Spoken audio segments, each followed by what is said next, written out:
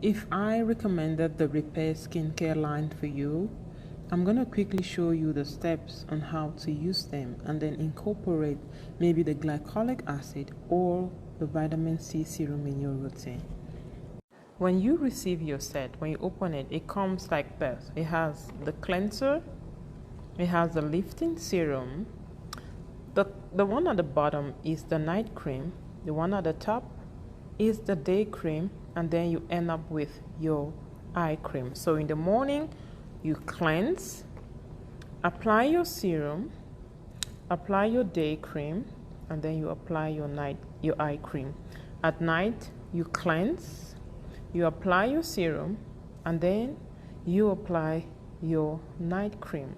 However, if you are going to be using any exfoliant like microdermabrasion of the Revealing Radiance Facial Peel, you are going to cleanse, and then you use the facial peel, then follow up with your serum before your night cream. Make sure you do this at night.